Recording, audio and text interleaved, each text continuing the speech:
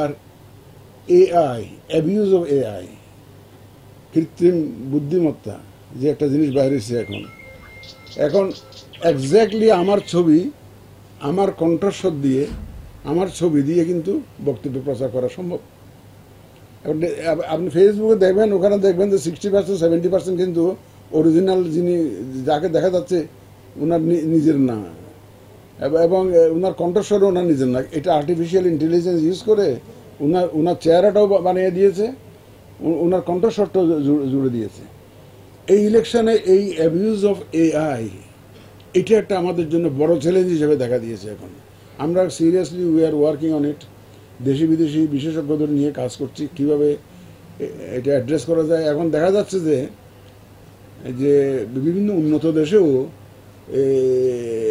এই ধরনের থ্রেট আছে, এবং আমি শুনেছি যে একটা ইউরোপের একটা দেশে ইলেকশন স্টপ করতে হয়েছে। এত মিস ইনফরমেশন এবং ডিসইনফরমেশন এআই এর মাধ্যমে সার্কুলেট করে দিয়েছে যে তারা they had to postpone the election. তো এরকম একটা ঘটনা ঘটেছে। তো এইটা একটা